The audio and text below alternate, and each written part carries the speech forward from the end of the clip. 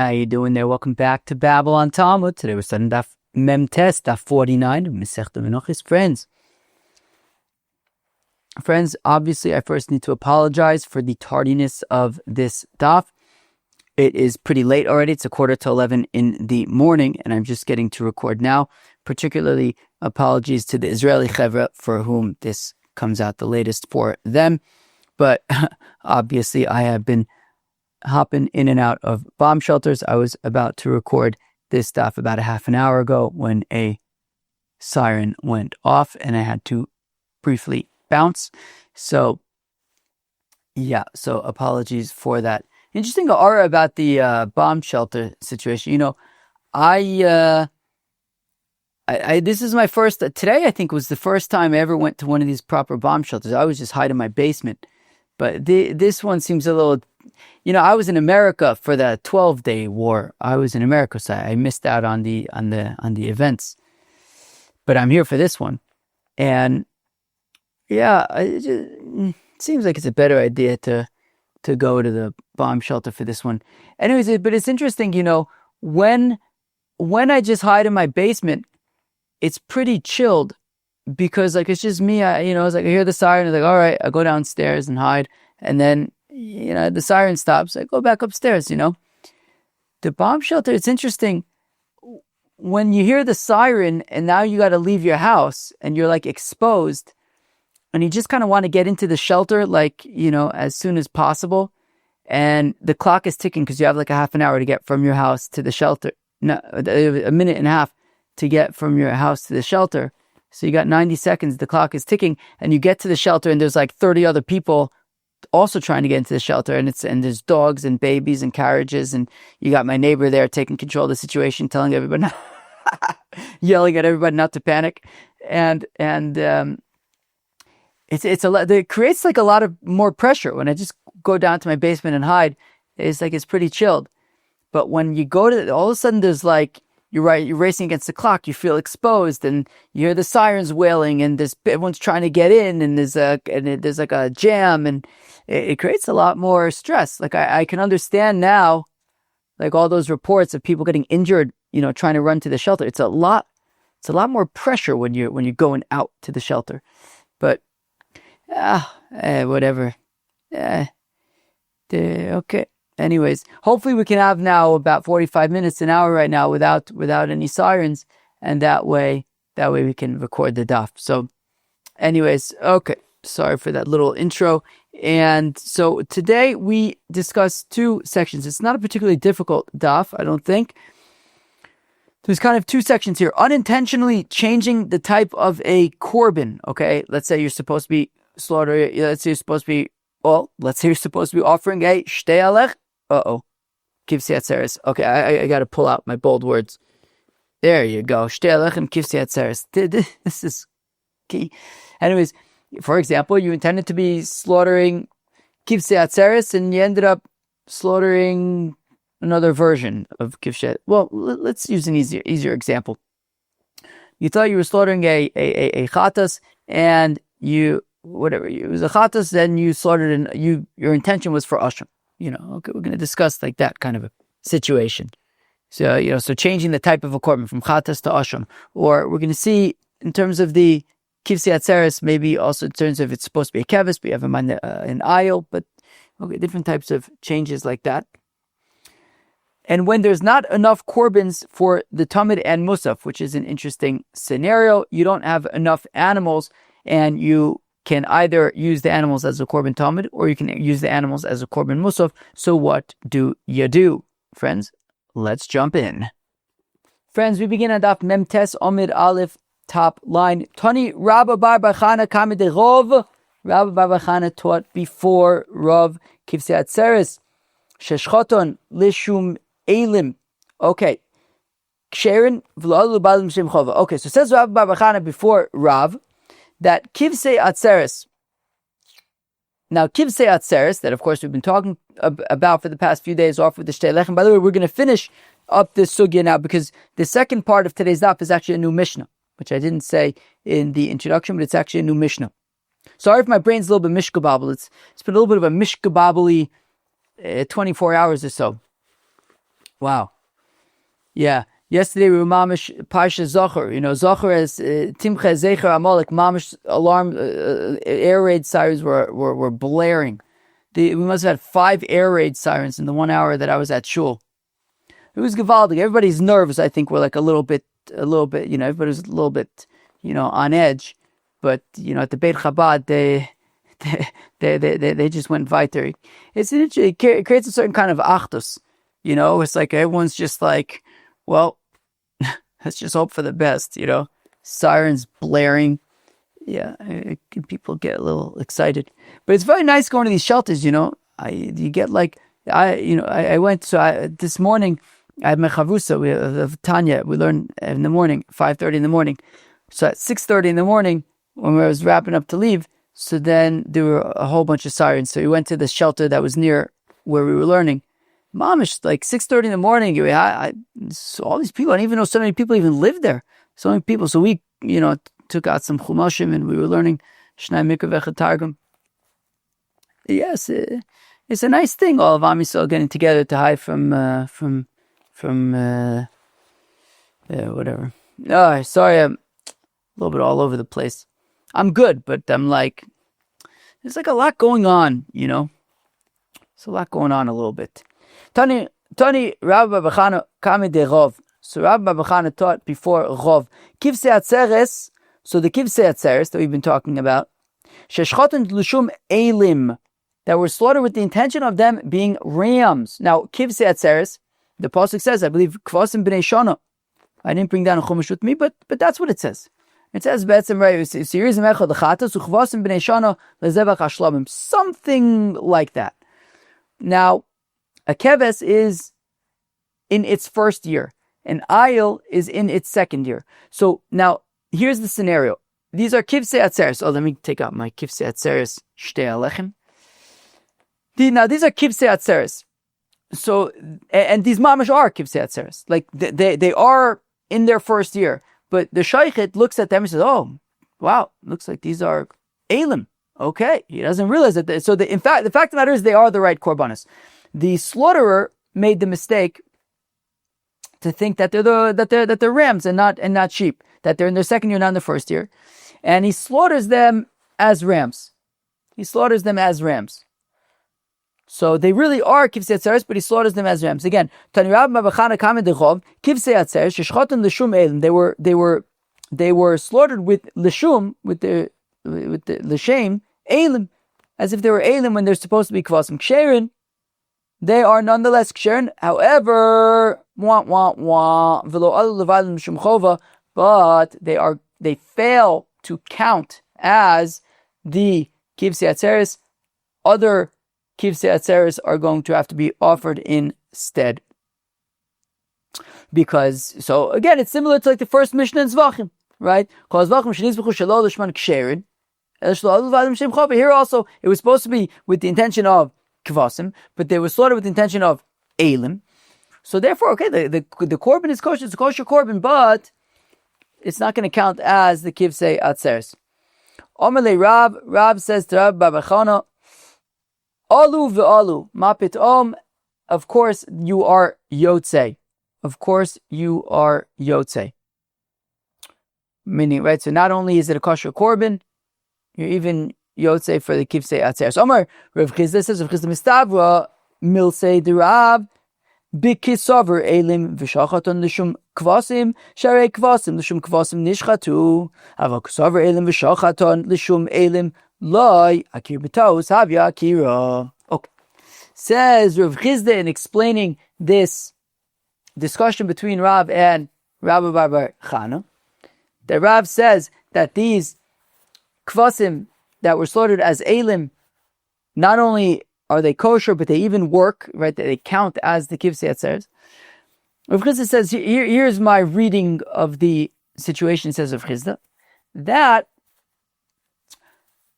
if there were kivsei atzeres, mamish, there were kivsei atzeres in their first year. Now, the kohen who's going to be offering them looks at them and says, wow, these look to me like rams. But ultimately, even though they look to him like rams and he thinks that they're rams, ultimately he slaughtered them as sheep. When I say sheep, I mean within its first year. When I say rams, I mean within its second year. Right? So it's supposed to be a sheep. It's supposed to be within its first year. He looks at it, he says, wow, this looks to me like a ram, but nonetheless, he slaughters it as a sheep. So even though it looks to him like a ram, but he slaughters it as a sheep. So lemaise, at the end of the day, the kivsei atzeres were slaughtered as kivsei atzeres, even though this person thinks it looks like a ram. At the end of the day, you have all the ingredients that you need. Kivsei atzeres slaughtered as kivsei atzeres. So Rav Chisda says, okay, I'd imagine that it's in that case where Rab says that it's mami, it's that you mamish yotze the mitzvah of as kivsei atzeres. However, says Rav Chisda, if he mamish slaughtered them as elim, and Rashi says that he mamish says, I'm slaughtering rams. Right? Rashi says the shum elim de omar, that he says hareni shoichat and the shum elim, I'm slaughtering rams. So if he slaughtered these kivsei atzeres as elei atzeres, as elim rather than kvasim, says Rav Chisda that while it would be kosher, I'd imagine the point is it would be kosher, but it would certainly not count as the kivsei atzeres, because akira b'to'us shma akira b'to'us avya akira, that even though he made a mistake. Kilu, if you would have told him that it's kivsei atzeres, you would have been like, oh, amazing. Oh, it's in the first year. Wow, okay, they look like they're in their second year, but great. Oh, they're in the first year. Amazing. Of course, he would have slaughtered it as kivsei atzeres. He made a mistake. He looked at it. He said, these look like elim to me. He slaughtered them as elim. If you would have told him, no, these are kvasim, he would have been great, and he would have said great, and he would have slaughtered them as kvasim.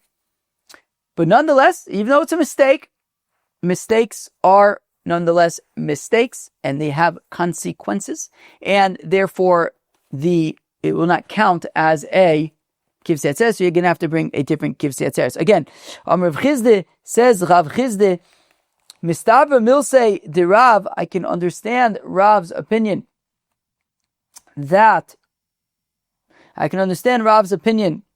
that he says not only is the korbin kosher, but you're even yotze as kivsei atzeres. It's even yotze as kivsei atzeres.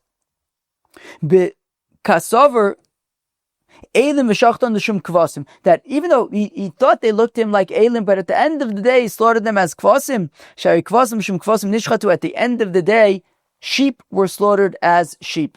Avol kasover elim v'shachton l'shum elim. But if they looked to him like elim and he slaughtered them as elim, then it would not count as the kivsei atzeres. Akira b'tos, that a change in uprooting, even by accident, nonetheless, havya akira is a change. And therefore, while it was supposed to be kvasim, it was slaughtered as elim, and you will not be yosei kivsei atzeres. Rabba Omer akira b'tos lo avya akira, whereas Rabba says a mistaken akira is not actually considered. No, even in the scenario, says Rabba, even he disagrees with Rav Chisda and says even in the scenario where the Kohen says, wow, these look to me like elim, and he slaughters them as elim, even there, akira b'tos lo avya akira.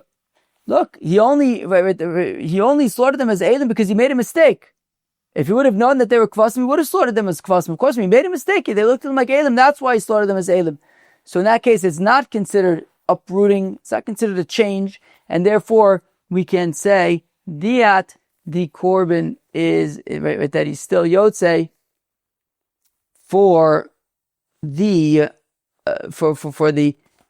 kivsei atzeres as well. Not only are they kosher, but they were even count as the kivsei atzeres. Now, so the our Girsa says Rave, but the other Girsa say Rabba. Basically, Rabba now basically asks a question on himself. He says Amar Rabba says Rabba Mosvina Nashmaitin. Rabba says, you know what? I actually don't think that what I said is correct. Right? I just said that Akira b'tos lo avya Akira. Says Rabba, you know what?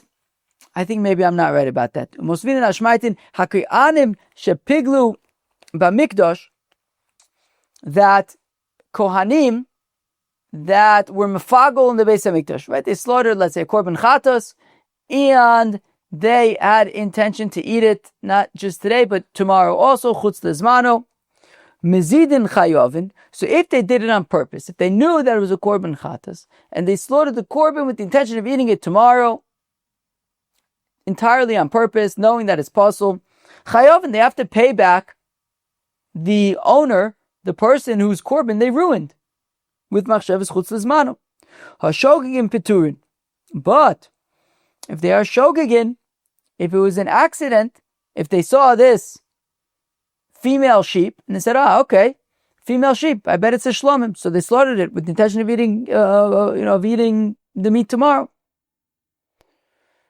So it was a mistake, right? Both the chatas and the shlomim are female sheeps, or could be female sheeps. So it was supposed to be a chatas. He thought it was a shlomim. In that case, a shogig petuni doesn't have to pay back the owner for ruining his korban. V'tani Allah, and it's taught about him, pigulan pigul. And it's taught that even in the case of shogeg, nonetheless, it is still going to be pigul, even though it's an accident. Hey chidami. Now, what exactly is this shogeg scenario that we're saying is nonetheless pigul? If we're talking about a scenario where he knew that it was a korban chatos, if it's talking about a scenario where he knew that this was a korban chatos, but nonetheless, the kohen slaughtered it as a shlomim to eat its meat tomorrow. Right? Because even as a shlomim, the kohen still gets to eat part of it. You can also say it's to burn the emurim, whatever. Yes, machshavas pigul chutz lizmanu. So I showed you mezidin avim. One second, if that's the case, that he knew that it was a chatas and nonetheless slaughtered it with the intention of eating it the next day, that's not accident. That's on purpose. Ela lav de kasaver shlomim hu. So rather, you know what the mistake is? He thought that it was a shlomim. The fact of the matter is, it was a chatas. He didn't know. He saw a female sheep. He says, "Oh, okay, it looks like we're slaughtering a shlomim over here." He thought it was a shlomim. He slaughtered it as a shlomim. So that's the mistake. V'katoni pigulon pigul. And we're saying that it is nonetheless pigul. He made a mistake. It was in fact a chatas. He thought it was a shlomim. He slaughtered it as a shlomim. Alma akira b'tos havi akira. So we see that even though he made a mistake, he mistakenly slaughtered a chatas as a shlomim. Nonetheless, even though it was a mistake, it's still pigul. So we see, so says Rabbah, it seems from here that the fact of the matter is, akira betos havya akira, and I am mistaken to have said akira betos lo havya akira. Azoy. Omle Abaye, but Abaye says to Rabbah, the olam de yodo de chatas he says Abaye. No, you could say that actually it's talking about where he did it intentionally. Okay, there wasn't a kir b'tos, right? It could be talking about where he knew it was a chatas and he still slaughtered it with the intention of a shlomim with eating it the next day. Well, if that's the case, didn't we say that? And then that would be mezid, not shogeg. Uve omer mutter. Well, he thought that it was okay to eat the korbin kilu. What he's saying is that he knew it was a chatos, but he nonetheless slaughtered it to eat it the next day like a shlomim. Wouldn't that be on purpose? No, not necessarily, because he made a mistake. He thought that you can eat a chatos for 2 days. He thought that it would be okay. Or no, wait. What does Rashi say? 1 second, this is a little different. Interesting. So it's, oh no, forget it. No, a little bit differently. Okay, just picked up on I'm glad I picked up on this now. Okay. No, rather, you thought that it was okay to change it, I think is the point. Interesting. Oh, that's interesting. Okay, I think that is actually the point. So meaning, he knew that it was, so 1 second, so what happened? Rabbah had concluded that it's talking about a scenario where it is a chatos, but he didn't realize, he thought it was a shlomim. So that was akira b'tos, and we're saying that it's pigul, akira b'tos, avya akira. However, Abaye says, well, one second, you can say that it's talking about where it was intentional. He knew that it was a chatas, and he slaughtered it as a shlamim. Well, then how is that unintentional? It's unintentional because he thought he was allowed to do it. And because he thought that he was allowed to do it, he didn't realize that he was actually doing anything wrong. So therefore, it's pigul b'shogeg, right? Because he didn't realize that was not allowed.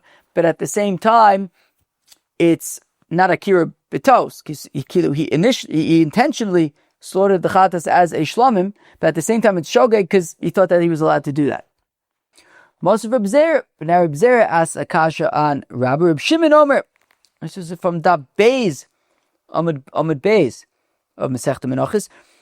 It says Reb Shimon called Menachos shenikmetzu shelo lishmon, that Menachos that were kometzt shelo lishmon kisheris ve'alu lebalim shem chova. Not only are they kisheris, but they even count for their owner. Right? We said at the beginning of Masechta Zvachim, as well as at the beginning of Masechta Menachos, that a korbin, right? So we said, what did we say at the beginning of Menachos? How does Masechta Menachos begin? It begins called Menachos shenikmetzu shelo lishman ksheris ela shelo alu lebalim shem chova chutz minchas chote u'minchas knos. That with the exception of minchas chote and minchas knos, all Menachos that are kometz shelo lishman are ksherim, but they're shelo alu lebalim shem chova, just like we said essentially at the beginning of Masechta Zvachim with animal sacrifice. Now the Gemara on Daf Beis, Amud Beis, that suggested, well, let's say therefore that our Mishnah on Daf Beis Amud Aleph Masechta Menachos is unlike Reb Shimon, because Reb Shimon says not only is the mincha kosher, it even counts for the owner. Right? It even counts for his Yotze is chova of bringing that korbin, bringing that mincha. So, Reb Zera Asakash and Rabba, Reb Shimon, Omer says Reb Shimon, Kol Menachos shenikmetzu shelo lishman, all Menachos that were kometz shelo lishman ksheris, not only are they ksheris, but v'adu levadim shem chova, they even count for their owner's obligation. She'ena Menachos domis lizvachim, because Menachos are different at the end of the day to animal sacrifice. Meaning Reb Shimon would agree that by animal sacrifice, sure, when it's shelo lishma, it does not count for the owner. But when it comes to Menachos, it does count for the owner, because Menachos are different. Shakometz machvas l'shum marcheshes, because when you have a minchas machvas, and it is kometz to be a marcheshes, maiseh mochichin aleh. The fact of the matter is, it isn't a machvas. It isn't a marcheshes, it's a machvas. What's a machvas? A machvas is a flour offering that has been fried on like a flat, like kind of like a crepe pan, like a flat pan, and it's kind of it's very flat, and I'd imagine kind of like thin, very thin kind of. I don't know if it's like a cracker kind of thing, but certainly it's very thin kind of result, as opposed to a marcheshes is a deeper pan. It's fried in like a deeper pan. So yeah, you have a thicker, doughier kind of result. So therefore, what you do then is you break up the machvas, you break up the marcheshes, and you take a kometz from that. It's obvious if we're talking about by looking at it, you should, anybody with experience, you should be able to look at it and say, okay, that comes from a deeper fry and that comes from a thinner fry. This is clearly a machvas, this is clearly a marcheshes. And therefore, a somebody who is offering a minchas machvas and has intention for a minchas marcheshes, I mean, just open your eyes. This is obviously not a marcheshes, masha ein kain, by a korbin, right? Just like we were talking about earlier. You have a female sheep. There's no indication that this female sheep is a chatos rather than a shlamim. And when you slaughter it the same way. The zukas adam is the same way. So when it comes to a mincha, you can actually tell the difference. So again, Reb Shimon Omer says, Reb Shimon, Kol menachos sheikmus shalosh makseres ve'olu lebalim shum chova she'eina menachos domus zvachim, because menachos are different than zvachim, she'akometz machvas shum marcheshes ma'aseh machichin aleo. Somebody who who scoops up a kometz from a minchas machvas with the intention that he's scooping up a kometz for it to be a minchas marcheshes, poshit maiseh mochichin aleh. Open your eyes, buddy. It's a minchas machvas. It's not a minchas marcheshes. Maiseh mochichin aleh shi machvas. The way that it was prepared proves that it's a machvas, not a marcheshes.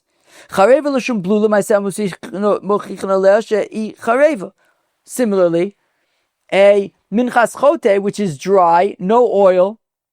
I mean, also open your eyes. It's a minchas chareva. It's not a minchas blula. It's not blula. It's not mixed with oil. It's dry. There's no oil. There's nothing binding it together. There's nothing moist in there. It's dry flour. So again, you scoop up a mincha of chareva with the intention of blula. I mean, just open your eyes, buddy.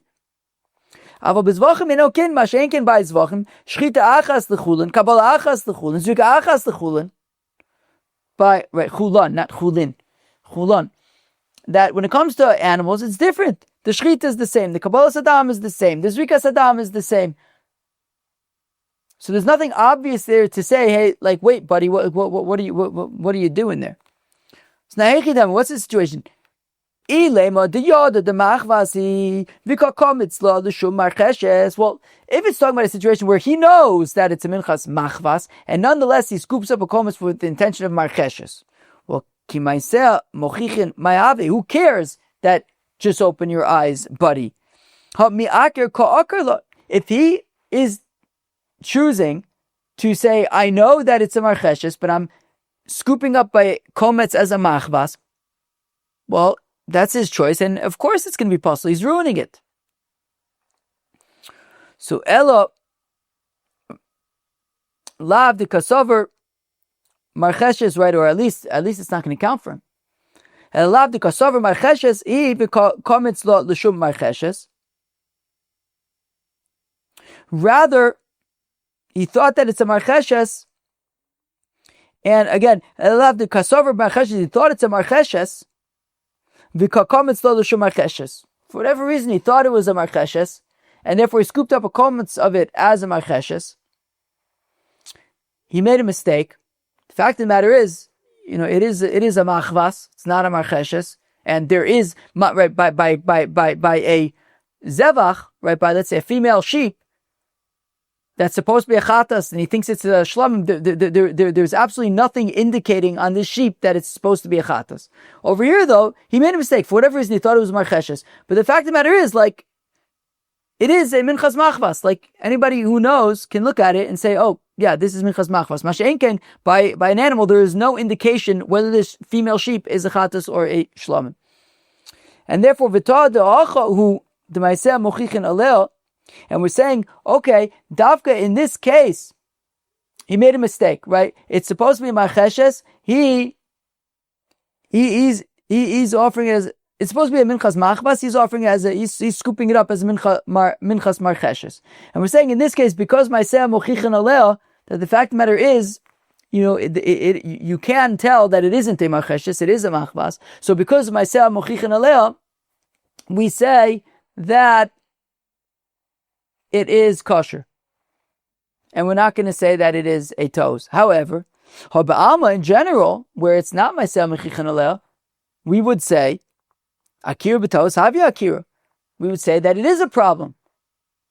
That it would be considered Akira. In this case, by the Menachos, because it's Maiseh Mechichan Aleh, we say that that it's not going to ruin it. Right, and that's why Reb Shimon says that it even alu l'balam shem chova. But any other case, if it wasn't Maiseh Mochichin Aleh, we would say that it would be a problem, that it wouldn't count for the owner, even though it was betos. Because in general, we would say akira betos havya akira. So therefore, Reb Zera wants to bring this as a riot to say that generally speaking, we would say akira betos havya akira. Amalei Abaye. Abaye says to Reb Zera, La'olam diyada demachvasi. Says Abaye, no, really it is talking about where he knew it was a minchas machvas, and nonetheless, he slaughtered it as a minchas marcheshes. Slaughtered it? No. He knew it was a minchas machvas, and nonetheless, he scooped up the kometz as a marcheshes. V'komitz lo l'shum marcheses. Again, amadom the yodu the machvasi v'komitz lo l'shum marcheses.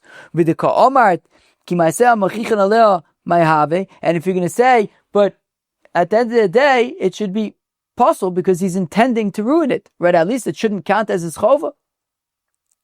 Who cares that you could tell? He's choosing to do it wrong. Rabba the time, Rabba, however, is according to his reason. The Amar Rabba that Rabba said on that base machshava the lo minkra pasu rachmana machshava the minkra lo pasu rachmana. That when the Torah says, for example, by a korbin chatas that you slaughter as a korbin shlamim, so in that case, shalo lishma, we're going to say it's lo ailu le bailim shimchova because it is a mistake. And so machshava, it's an intention to lo minkra that you can't tell. All shchitas look the same. All kabbalas adams look the same. All zikas adams look the same. We're talking about a female sheep. Could be a chatas, could be a shlamim. And you slaughter the chatas as a shlamim, shalo lishma, and there's no indication externally to indicate that it's really supposed to be a chatas and not a shlamim. So that is where we say that lo adu l'bayim shem chova. However, in this case, where you can tell that it is not a marcheshes, it is a machvas, so in that case, we will not say that, right, well, how about this? We will say, alu l'baylim l'shem chova. Machshava de minkra lo pasu achmana. An intention that is recognizable is not possible. Even though, he intended, he knew that it was a machvas, and he intended, and he said, I don't care, I'm gonna commit it as a marcheshes. So you should ruin it. No. Because it's something, a machshava de minkra, lo pasu achmana, the Torah is not going to say it's possible, and that is why even al levalim shemchov. Friends, now we get up to the next Mishnah, and we discuss when there's not enough korbins for tamid and mussaf. Okay, we will discuss what that means. Says the Mishnah, Hatmidin ein ma'akvin es musafin. Okay, the korbin tamid is not ma'akev the korbin mussaf. V'lo musaf ma'akvin es hatmidin. And the korbin mussaf is not ma'akev the korbin tamid. V'lo musaf ma'akvin zeh, and the mussafs are not ma'akev each other. What does that mean? Good question. We're going to discuss it in the Gemara. Lo yakrivu kebez baboker yakrivo bein arbaim. If you haven't offered the tamid shel shachar in the morning, so the question is, can you still offer the tamid shel bein arbaim? So we say yes, right? So even lo yakrivu kebez baboker, even if you didn't offer the tamid shel shachar yakrivu bein arbaim, you can nonetheless offer the tamid shel bein arbaim. Amar Shimon says, Shimon, wait. When? Bisman shayu anusin, o shogegin. That's if they did not offer the korban tamid shel shachar because something, either they made a mistake or some kind of, maybe they were like being attacked from Iran or something like that. Whatever it was, they were unable to offer the korban tamid shel shachar.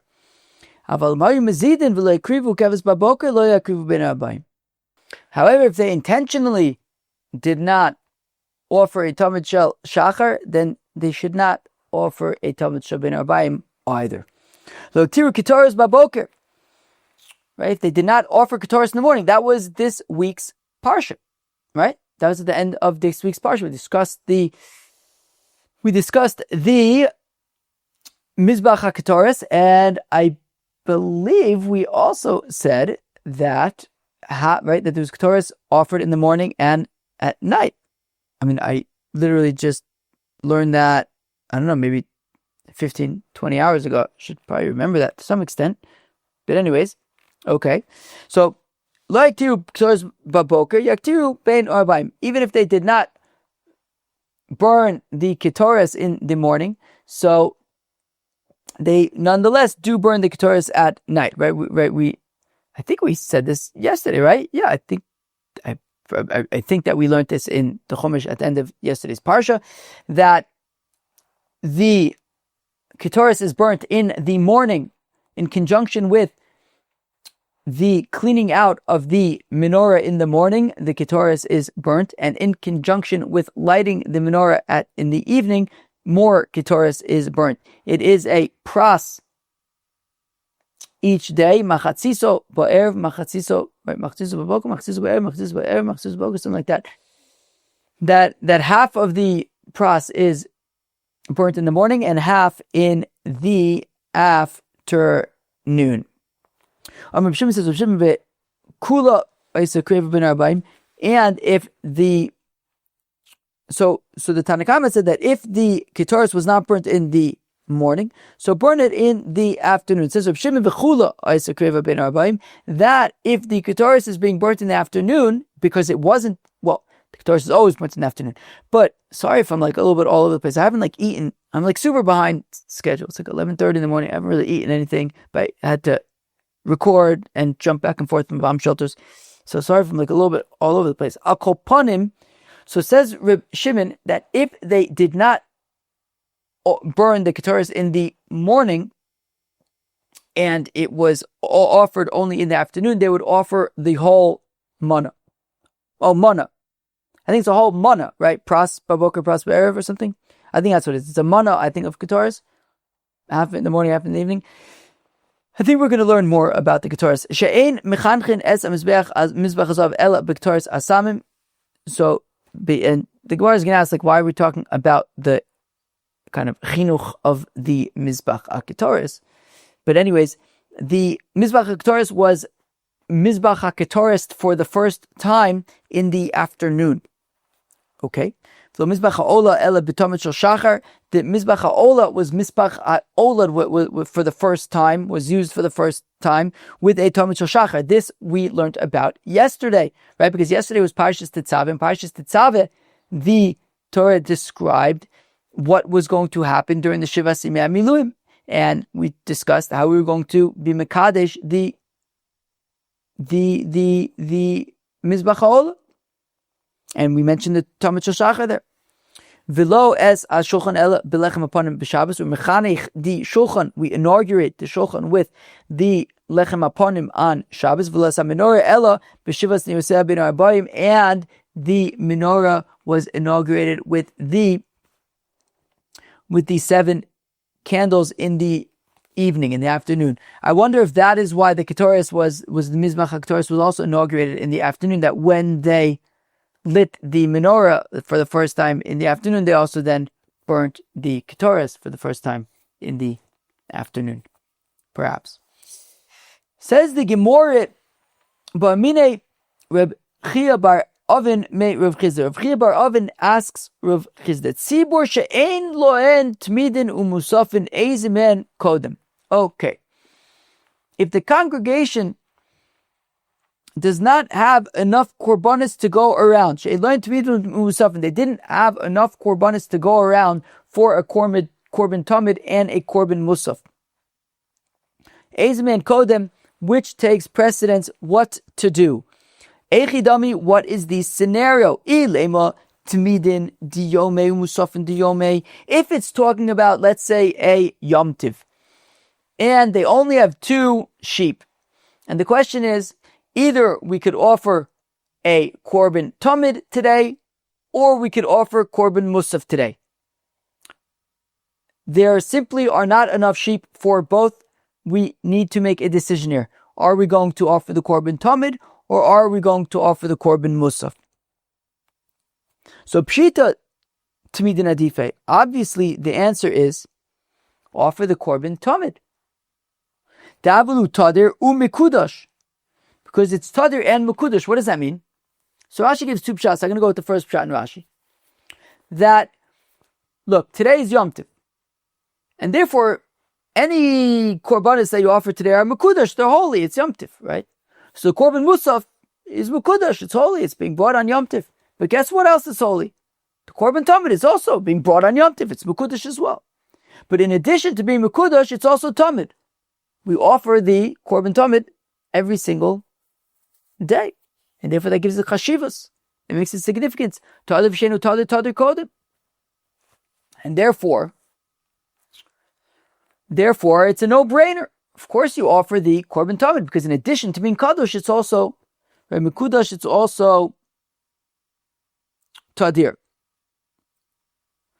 Ela tamidin de lemacher umusafin ta'idna. Okay, so rather here's the scenario.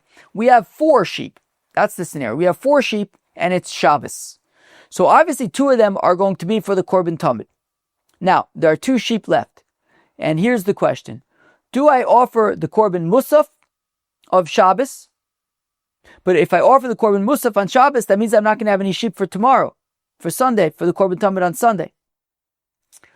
Or do I pass on the korbin mussaf so that I can have a korbin tamid for tomorrow? So now, do we say tamidin adife shekain tadir? Do we say skip the korbin mussaf today and prefer to have a korbin tamid for tomorrow, since korbin tamid is tadir? It's constant. It's every day. O dilma musaf adife davelu mikudash. Or perhaps we say prefer to offer or give precedence to the mussaf because the mussaf is mikudash. It's coming on Shabbos. Right? You bring that, it's a mussaf of Shabbos. So kilu, what do? We have two sheep. Yeah, either we can offer a korbin mussaf for Shabbos, or we could not, and instead offer a korbin tamid tomorrow. Do we give precedence to the tadirus of the korbin tamid, and therefore we should save them for tomorrow? Or do we give precedence to give priority to the mussaf because it's mikudash, it's being brought on Shabbos, and therefore that gets the cake, that gets the priority. Omar lei. So if Chisda responds to the question, Tanisua, well, look no further than our Mishnah. Tamidin ain't ma'akvin as musafin. The korbin tamid is not ma'akiv the korbin mussaf, v'lo musaf ma'akvin as tamidin, and neither is the korbin mussaf ma'akiv the korbin tamid. V'lo musaf ma'akvin zeh, the korbin mussaf are not ma'akiv each other. Eki dami, what new? What's going on here? Ilema de islay v'lekadem. If you're going to tell me that our Mishnah is talking about a scenario where we have plenty of sheep, there's no shortage of sheep. And what it's saying is, what do you do first? And what the Mishnah is saying, whatever you want. Atmidin and makvin es musafin, and musafin lo makvin es akmidin. You could do the musaf first, do the tamid first, whatever you want. Again, if you're going to tell me the islay, that there's plenty of lambs, no shortage of lambs. V'likadem is talking about which comes first, and we say whichever you want comes first. But v'atani, we learn the Brisa. How do we know that there's nothing that precedes the tamid shachar? That the tamid shachar is always the first korbin, and of course it's going to precede the mussaf. Tamlum v'arach aleh ha'ola, that you will put on the mizbeach ha'ola, the ola. V'amrava ha'ola ola rishona, the first ola. That in Parshas Pinchas, when it's describing all the korbanis, what's the first korbin that's listed? The korbin ola. And that is the one, v'arach aleh ha'ola, that the first korbin that you should be putting on the pyre on the mizbeach is the ola, the first ola, the korbin tamid shel shachar. So it can't be that our Mishnah is talking about where you have plenty of lambs and it's saying do whichever one you want first. No, of course the korbin tamid comes first. Ela pshita deleisle. Rather, says Rav Chisda, our Mishnah is talking about when you don't have enough lambs. There's a shortage of lambs and we have to prioritize.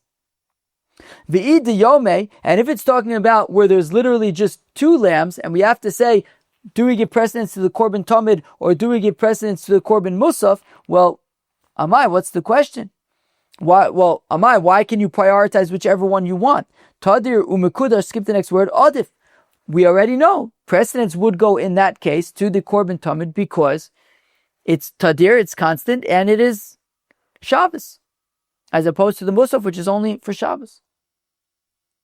So elalav dilamacher. Rather, it's talking about where you're right. No, you have 4 lambs. You have enough. You have 2 enough for today's tamid. But the question is, it's between today's mussaf or tomorrow's tamid.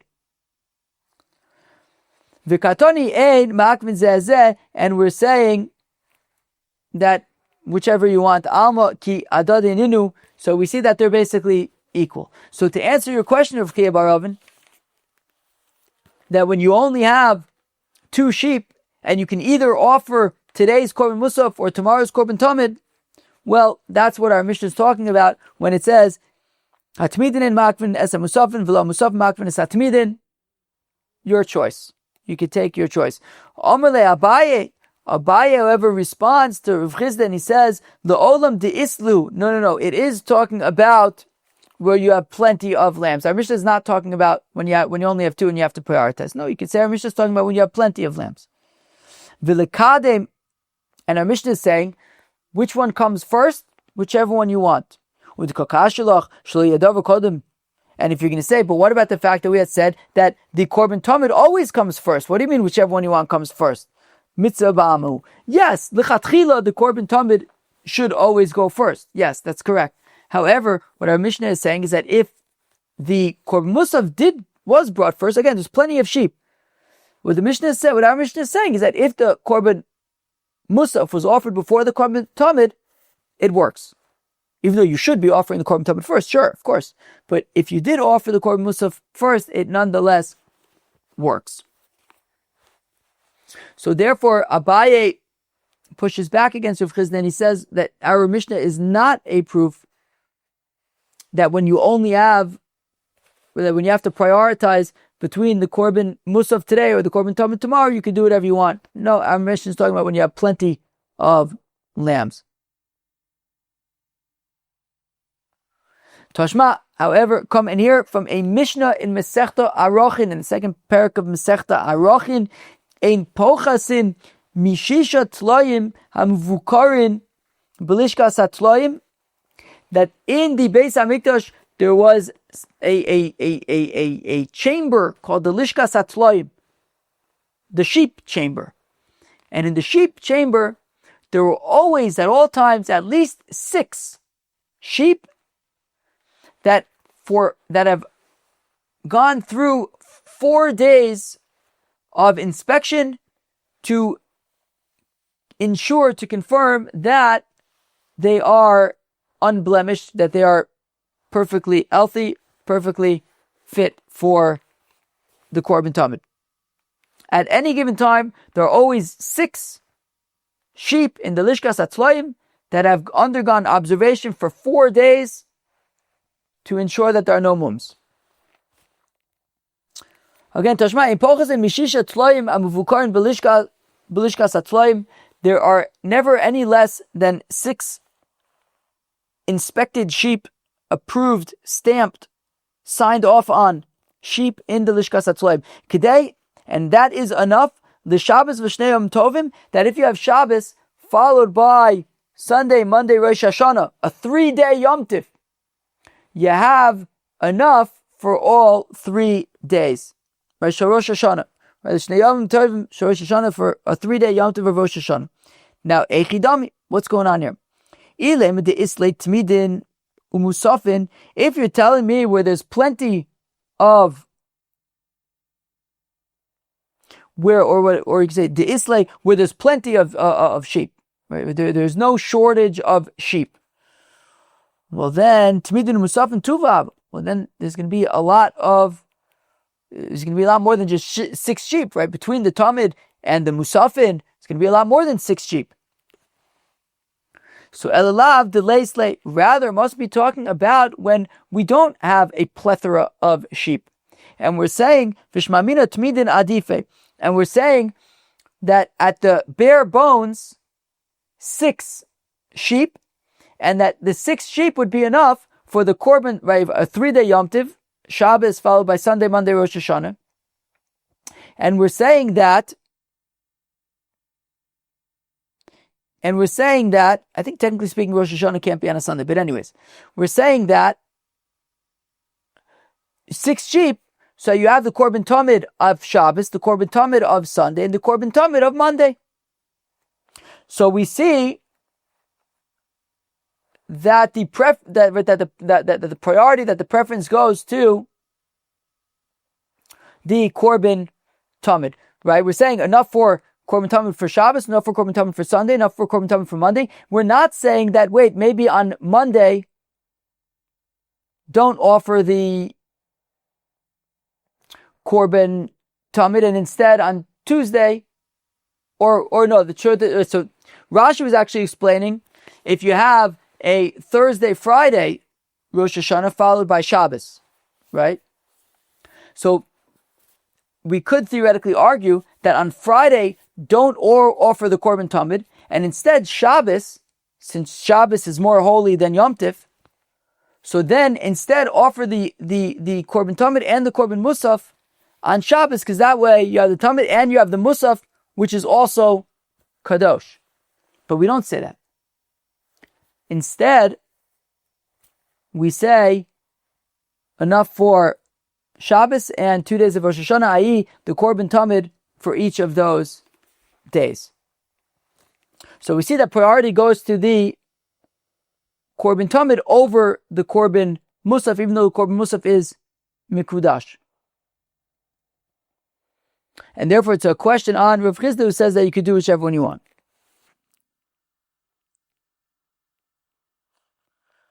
Lo the olam deisle. No, really I could say that it's talking about where there are plenty of sheep. And this is what the Mishnah is saying. Ein pochas mishisha tloim amuvukarim belishkas atloim dalid yom kodem shchita. That when we say that there are always going to be 6 sheep that have been checked and watched for 4 days prior to slaughter. Umani ben Bagbagi, it's ben Bagbai, the Tana that we learned in the Brayso, ben Bagbag Omer, minayin the tamid sheton bikur dalad yom kodem shchita. I don't know that the korbin tamid, that the animal that's going to be offered as a korbin tamid needs to have been checked for 4 days before slaughter. Talmud Omer, tishmiru la'akrav b'mayadei. It says by korbin tamid, tishmiru, you'll guard it, la'akrav b'mayadei. V'lohalanu Omer, and it says by korbin pesach, v'yolachem the mishmeres, you'll guard it at Arba Osir Yom until the 14th, right?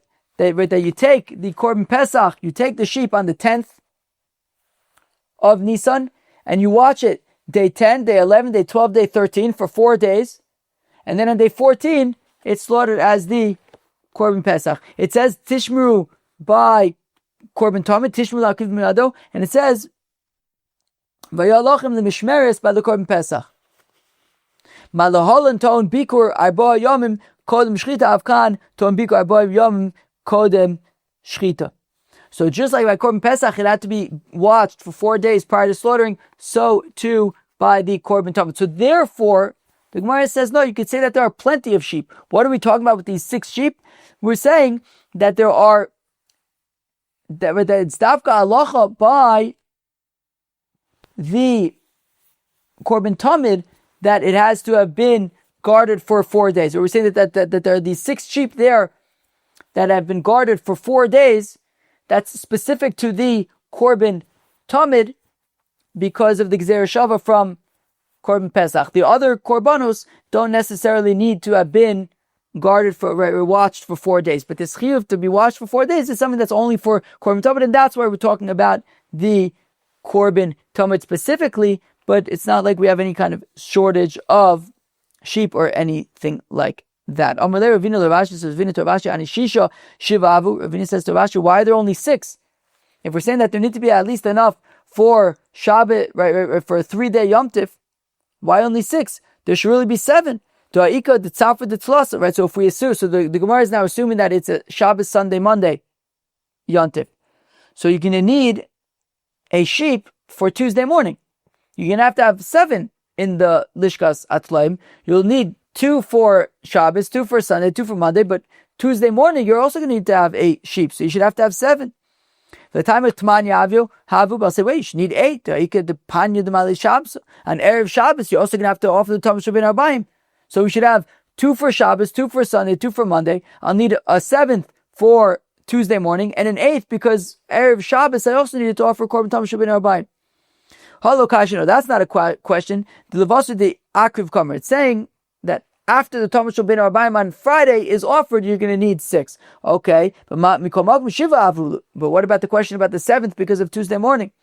So Elatana Ba'alma Koi, no, don't get so fussed about the 3-day Yom Tiv thing. It's talking about in general you should have 6 sheep. Umay kidei l'Shabbos v'yom tovim shel Rosh Hashanah. What does it mean enough for Shabbos and a 3-day Yom Tov of Rosh Hashanah? Simana ba'alma. It's just a way to remember it. Kilu, how many sheep should you have in the Lishkas Atloim at all times? 6. How are you going to remember that? Well, imagine, for example, let's say you have Shabbos followed by 2 days of Rosh Hashanah. You're going to so in order to have enough korbin tamids for a 3-day Yom Tov, so you'll need 6 sheep. That is how you remember how many sheep are meant to be in the Lishkas Atloim. It's not literally saying that, well, we need to make sure that we have enough for a 3-day Yom Tov. I mean, if that's the case, just make sure before Rosh Hashanah you have 6, or if you want 7 sheep, whatever it is. But Kilu, I don't know, right now we're at Purim time. Why should I have to have 6 sheep? It's not going to be a 3-day Rosh Hashanah anytime soon. But rather, no, the point, it's not about specifically needing to have enough sheep for a 3-day Rosh Hashanah. It's saying you need to have 6 sheep, and the way to remember that is, well, imagine, what if you had Shabbos followed by 2 days of Rosh Hashanah? How many sheep would you have to have? 6. Okay, that's why we have 6. But don't get into the weeds about, wait, what about the next morning after Rosh Hashanah? That's not the point. It's a way to remember that you need 6. Daikanami, you could also infer this, Dekatani kidei l'Shabbos, v'lokatani l'Shabbos, v'lebeis yom tov Rosh Hashanah shmamino. Also, if you look at the Mishnah, if you're medayik in the Mishnah and Arachin, it says that you should always have 6, right? No less than 6 sheep in the Lishkas Atzloim that have been checked for 4 days. Kidei, and that is enough, kilu, that theoretically would be enough, kilu, if you're trying to remember how to remember that, meaning it should be 6 sheep, that kidei, and how much is 6 sheep? 6 sheep is enough that if you have a 3-day Rosh Hashanah, it would be enough for that. It's not saying that you need to specifically have enough in order to be able to offer them on a 3-day Rosh Hashanah. No, that's not the point. It doesn't say Lish Shabbos, it doesn't say you have to have enough for Shabbos. No, that's not the point. It's Kidei, enough that would, the equivalent that would be enough for, right, Kidei, the equivalent amount that would be enough for Shabbos followed by 2 days of Rosh Hashanah, or 2 days of Rosh Hashanah followed by Shabbos. But don't get worried about what about the following day. No, but that's not the point. It's a way kind of to remember and to point out that, yes, we're talking about 6 here, enough that theoretically would be enough for a 3-day Rosh Hashanah. Friends, that was Daf Memtes of Masechta Menachos. First of all, my apologies. I feel like this Daf I feel like it was okay. It was well enough prepared, but I feel like it wasn't necessarily on the level that the standard I generally try to have the daf on. So my apologies for that. Yeah, my brain's like a little bit all over the place. Anyway, not like majorly all over the place, but it's just things are a little bit unsettling now, I guess you could say. Not that I'm feeling particularly unsettled, but the fact of the matter is, jumping back and forth, sirens and this and that. It's just like a little bit all over the place, and I'm feeling that myself as well. So my apologies. Okay, we discussed unintentionally changing the type of a korbin. So, for example, if you have the kivsei atzeres and instead of having in mind kvasim, you had in mind elim. So what happens? So Rav Chizda had said that shinui bitos havya shinui, and it's a change, and therefore it does not count for the shem chova. Whereas Rabbah had said it's not considered a change, and it would even count as the chova. And then we asked different kinds of questions. Rabbah kind of had given himself critical feedback, and we saw a question. Rabbah asked the question himself. Reb Zera then asked the question, and in both cases, Abaye kind of deflected the challenge. And then we got to a new Mishnah, and we discussed when there's not enough korbins for a tamid and a mussaf, and specifically when it is between either being able to offer today's korbin mussaf or tomorrow's korbin tamid. Rav Chizda wanted to say that you can kind of take your choice, and the Rambam Taka paskins that way. However, it was somewhat inconclusive. We tried to bring proofs from our Mishnah, from a Mishnah and Arachin.